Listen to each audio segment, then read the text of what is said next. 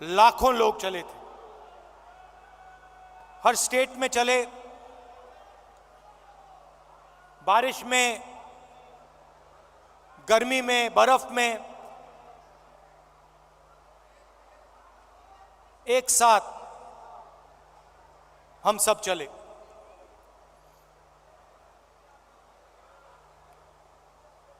बहुत कुछ सीखने को मिला।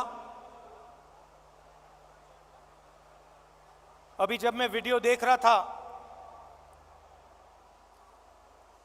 मुझे बातें याद आ रही थी।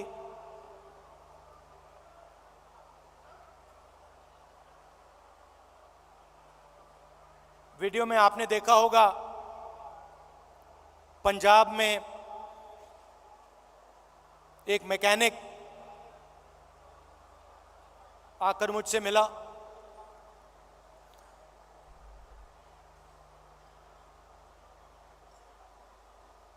मैंने उसके हाथ पकड़े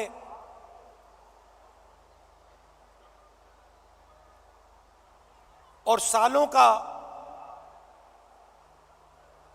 की जो तपस्या थी उसकी, सालों का जो दर्द था, जो खुशी, जो दुख, जैसे ही मैंने उसके हाथ पकड़े,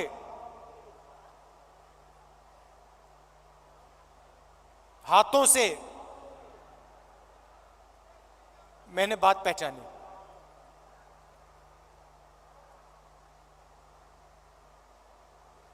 वैसे ही लाखों किसानों के साथ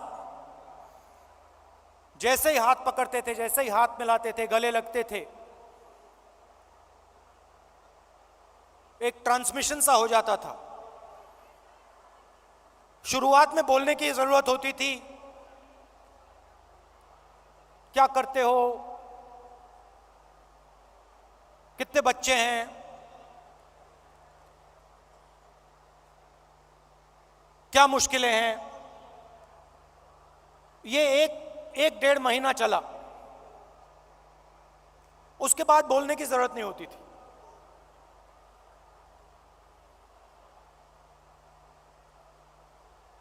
जैसे ही हाथ पकड़ा,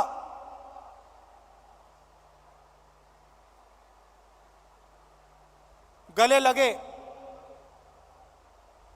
सन्नाटे में एक शब्द नहीं बोला जाता था, मगर जो उनका दर्द था, जो उनकी मेहनत थी, एक सेकंड में मुझे समझ आ जाती थी। और जो मैं उनसे कहना चाहता था, बिना कुछ बोले वो समझ जाते थे। अभी मैंने देखा, आपने वो बोट रेस देखी होगी केरल में।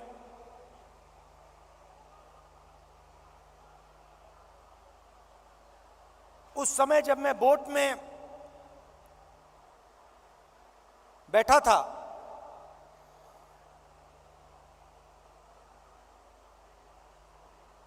पूरी टीम के साथ मैं रोइंग कर रहा था, मेरे पैर में भयंकर दर्द था। मैं उस फोटो में मुस्कुरा रहा हूं, मगर मेरे दिल के अंदर रोना आ रहा था, इतना दर्द था।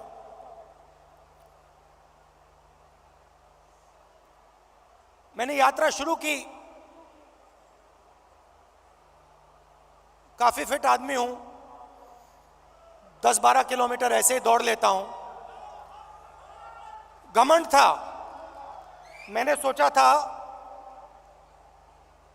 10-12 किलोमीटर चल लेता हूं तो 20-25 किलोमीटर चलने में क्या बड़ी बात। मेरी माइंड में यह था। पुरानी इंजरी थी, कॉलेज में चोट लगी थी फुटबॉल खेलते हुए, मुझे याद है। मैं दौड़ रहा था, मेरे दोस्त ने पीछे से अड़ंगी मार दी और घुटने में चोट लगी।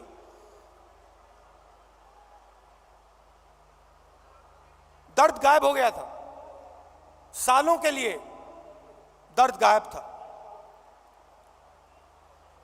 और अचानक जैसे ही मैंने यात्रा शुरू की, दर्द वापस आ गया।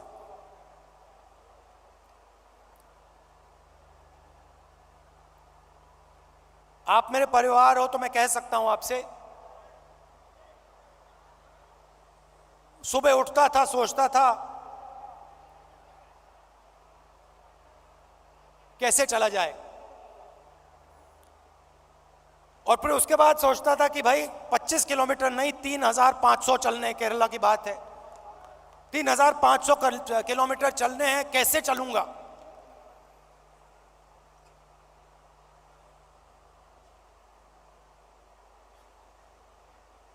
और फिर कंटेनर से उतरता था, चलना शुरू करता था, लोगों से मिलता। तो पिछले पहले 10-15 दिन में, जिसको आप अहंकार कह सकते हो, घमंड कह सकते हो, वो सारा गायब हो गया।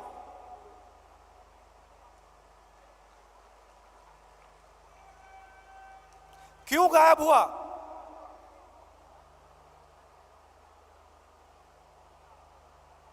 क्योंकि भारत माता ने मुझे मैसेज दिया, देखो तुम अगर निकले हो, अगर कन्याकुमारी से कश्मीर चलने निकले हो, तो अपने दिल से अहंकार मिटाओ, घमंड मिटाओ, नहीं तो मत चलो। और मुझे ये बात सुननी पड़ी, मुझे ये बात सुननी पड़ी। मुझ में उतनी शक्ति नहीं थी कि मैं इस बात को ना सुनूं। और आस्ते आस्ते मैंने नोटिस किया,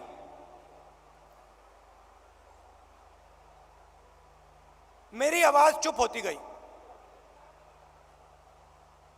पहले किसान से मिलता था,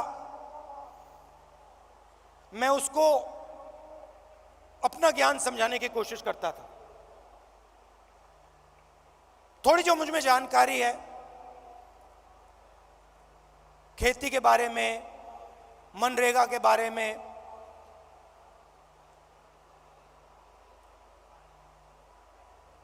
फर्टिलाइजर के बारे में, मैं कहने की कोशिश करता था।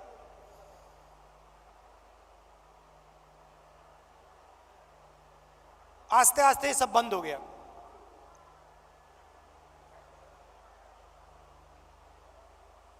शांति सी आ गई।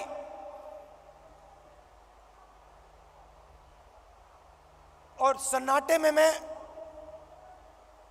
सुनने लगा।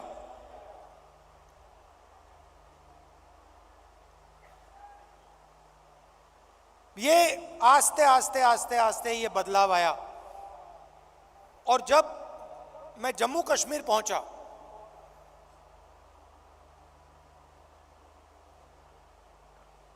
वो भी अजीब सी बात थी। जब मैं जम्मू कश्मीर पहुंचा, मैं बिल्कुल चुप हो गया।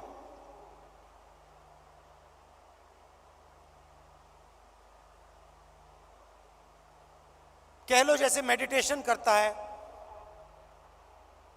प्रियंका और मैं, विपासना करते हैं, वैसी बात हो गई कि बिल्कुल चुप हो गया मैं।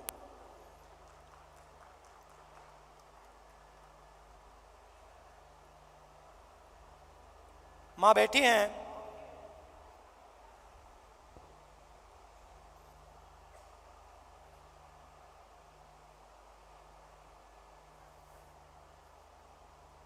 मैं छोटा सा था, 1977 की बात है।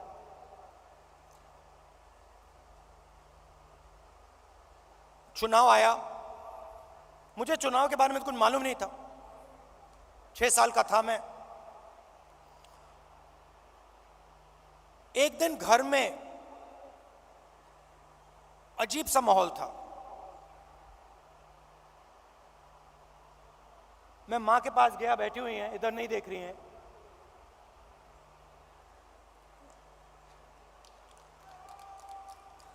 मां के पास गया, मैंने मां से पूछा मम्मी क्या हुआ? और मां कहती हैं हम घर छोड़ रहे हैं।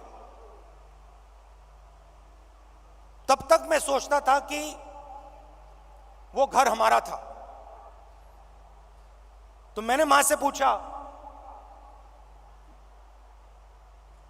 मां हम अपने घर को क्यों छोड़ रहे हैं?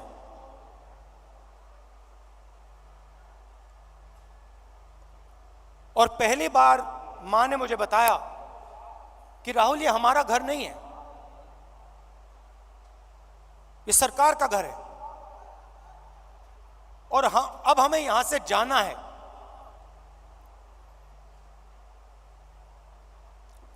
मैंने मां से पूछा, मां कहां जाना है?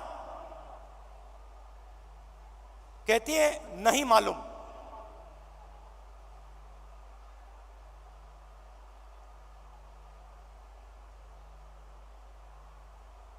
नहीं मालूम कहां जाना है। मैं हैरान हो गया। मैंने सोचा था कि वो हमारा घर था।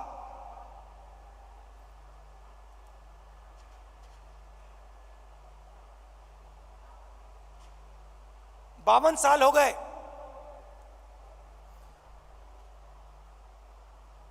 मेरे पास घर नहीं है, आज तक घर नहीं है।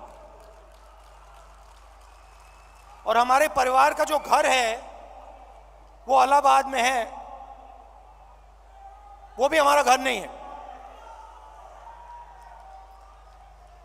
तो जो घर होता है उसके साथ मेरा बड़ा अजीब सा रिश्ता है। मैं 12 तुगलक लेन में रहता हूं, मगर मेरे लिए वो घर नहीं है। तो जब मैं निकला, कन्याकुमारी से निकला, मैंने अपने आप से पूछा कि भाई मेरी जिम्मेदारी क्या बनती है। अब मैं चल रहा हूं, भारत का दर्शन करने निकला हूं, भारत को समझने के लिए निकला हूं। हजारों लाखों लोग चल रहे हैं, भीड़ है, मेरी क्या जिम्मेदारी है?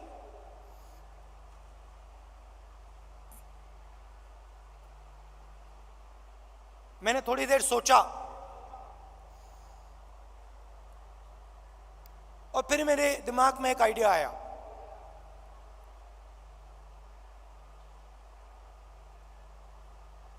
मेरे ऑफिस के लोगों को मैंने बुलाया जो मेरे साथ थे, मेरे साथ चल रहे थे। मैंने उनको कहा, देखिए यहां पे हजारों लोग चल रहे हैं, धक्का लगेगा, लोगों को चोट लगेगी, बहुत भीड़ है। हमें एक काम करना है,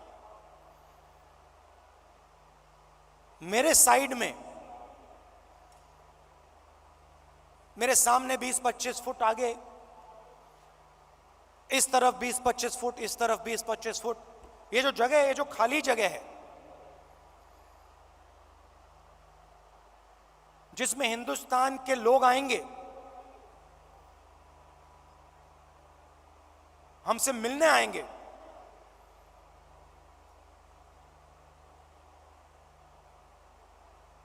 अगले 4 महीने के लिए वो हमारा घर है। मतलब ये घर हमारे साथ चलेगा। सुबह 6 बजे से शाम 7 बजे तक ये घर हमारे साथ चलेगा। और मैंने सबसे कहा, देखिए इस घर में जो भी आएगा, अमीर हो गरीब हो,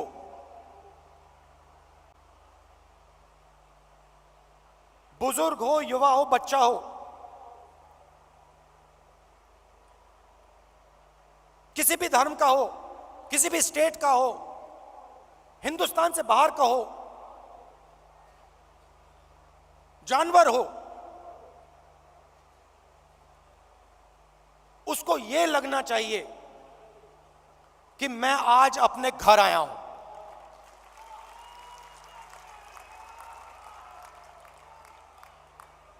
और जब वो यहां से जाए,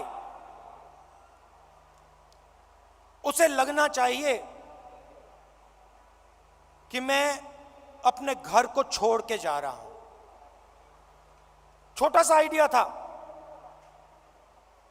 मगर इसकी गहराई मुझे तब नहीं समझ आई। जैसे ही मैंने ये किया,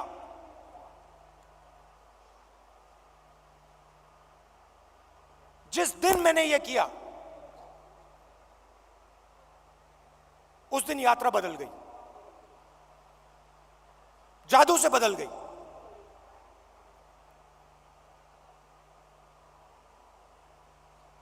लोग मेरे साथ राजनीतिक बात नहीं कर रहे थे। मैंने क्या क्या सुना मैं आपको बता भी नहीं सकता हूं।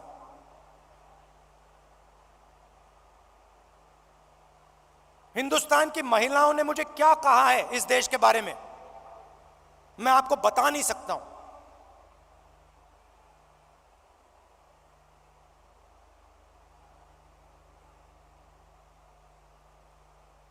युवाओं के दिल में डर क्या है, कैसा है, मैं आपको बता नहीं सकता, समझा नहीं सकता। कह सकता हूं मगर बता समझा नहीं सकता हूं।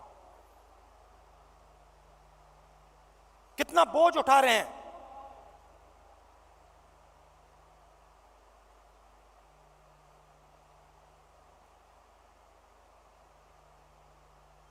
तो बिल्कुल रिश्ता बदल गया। एक उदाहरण देता हूं, पता नहीं आपने शायद नहीं देखा। चल रहे थे हम सुबह सुबह,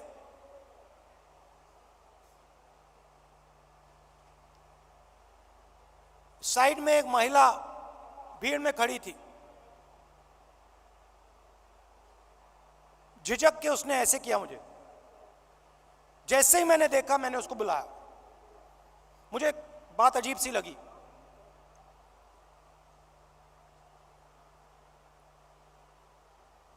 मेरे पास आई, मैंने हाथ पकड़ा, मुझे एकदम मालूम पड़ गया कि कुछ ना कुछ गलत है। जैसे मैं प्रियंका का हाथ पकड़ता हूं, वैसे मैंने उसका हाथ पकड़ा था। कोई फर्क नहीं। मैंने सोचा उस समय, मैंने उस समय सोचा ये मेरी बहन नहीं है, ये मैं क्या कर रहा हूं?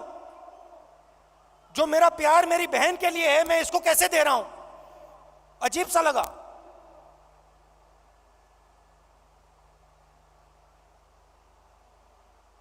मुझे मेरा हाथ पकड़ती है, कहती है राहुल जी, भैया, मैं आपसे मिलने आई हूं।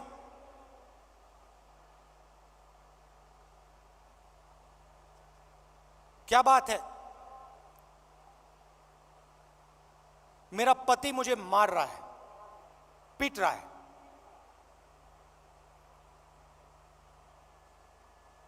मैंने कहा कब? कहती है अभी वो मुझे मार रहा था, मैं घर से भागी हूं आपसे मिलने। तो मैंने कहा कि पुलिस को बुलाएं। कहती है नहीं, पुलिस को नहीं बुलाइए।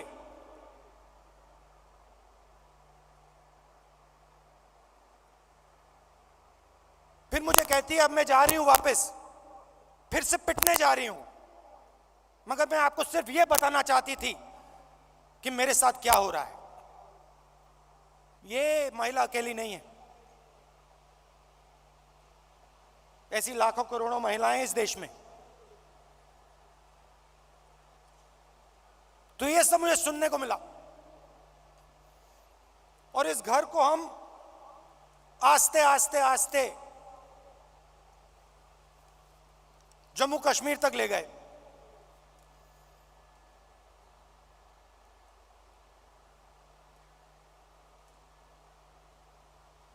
पता नहीं, शायद मेरा परिवार सालों पहले वहां से आया।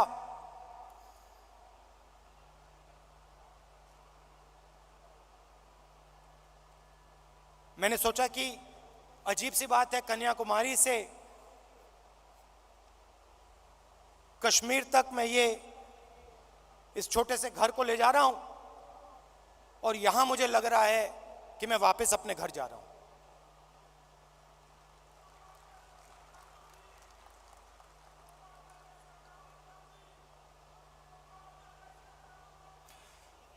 कश्मीर में हम घुसते हैं,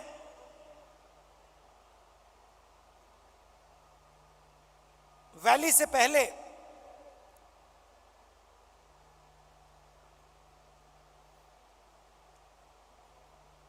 बर्फ है, धूप है,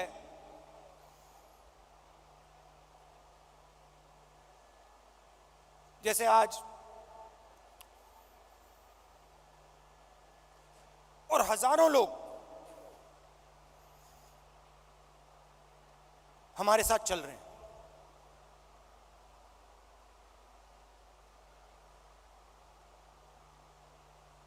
एक लड़का आता है मेरे पास, मेरे साथ चलता है और मुझसे कहता है, राहुल जी मैं आपसे एक सवाल पूछना चाहता हूं। मैंने कहा क्या?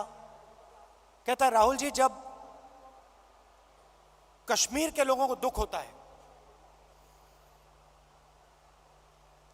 जब हमारे दिल में चोट लगती है,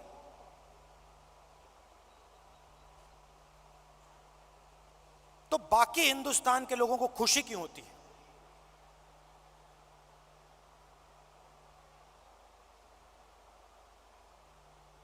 मैंने कहा गलतफहमी में हो, ऐसी कोई बात नहीं है। मैं कन्याकुमारी से यहां तक आया हूं, मैं दावा देके कह सकता हूं कि करोड़ों लोगों के दिल में यह भावना नहीं है। करोड़ों लोग हर हिंदुस्तानी के दर्द के साथ, हर हिंदुस्तानी के साथ खड़े हैं। चुने हुए लोग हैं, मैंने कहा चुने हुए लोग हैं जो खुश होते हैं।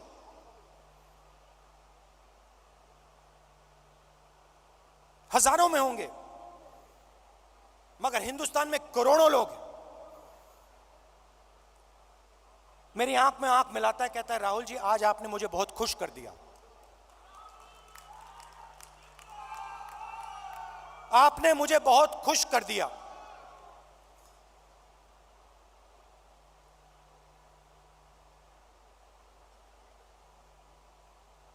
बातचीत करते हुए मैं देख रहा था, चारों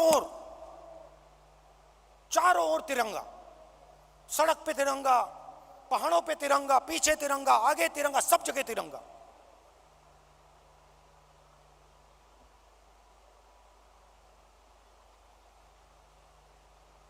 फिर हम वैली में घुसे। वैली में घुसते हैं,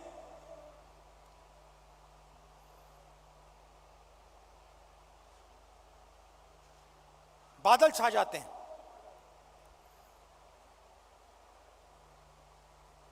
धूप गायब हो जाती है, और जैसे ही हम घुसते हैं, पुलिस वालों ने हमें कहा था कि 2000 लोग आएंगे। मेरे सिक्योरिटी वालों ने सोचा था 2000 लोग आएंगे। जैसे ही हम घुसते हैं, वहां पे 40,000 लोग खड़े हैं।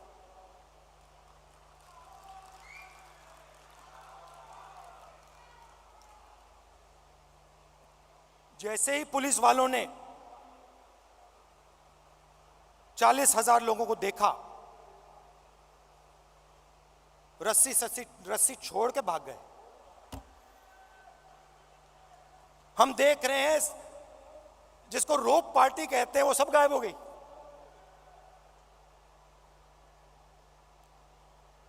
सब गायब हो गई।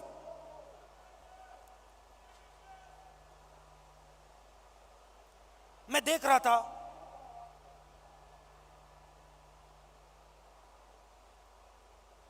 हिंदुस्तान के सबसे टेररिस्ट इन्फेस्टेड जिले में जहां भी आप देखो, तिरंगा तिरंगा तिरंगा तिरंगा तिरंगा, सब जगह।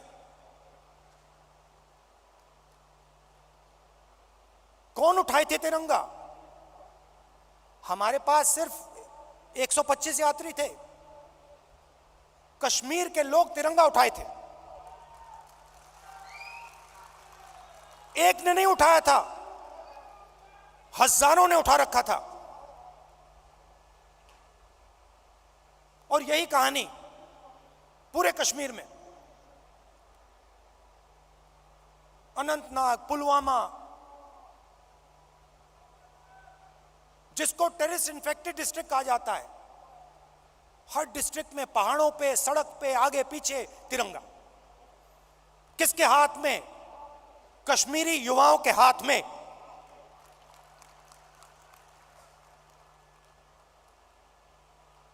सीआरपीएफ के लोग मुझसे कह रहे, भैया ये तो हमने कभी जिंदगी में नहीं देखा, ये क्या हो गया?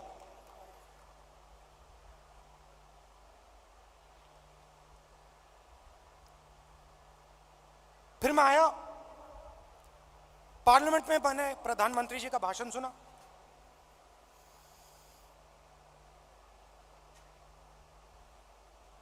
कहते हैं कि मैंने भी जाके लाल चौक में तिरंगा फहराया था।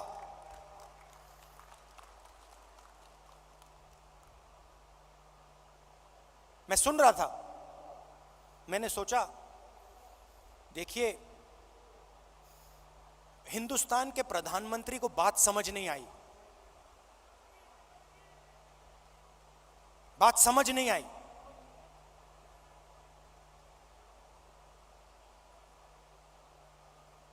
नरेंद्र मोदी जी ने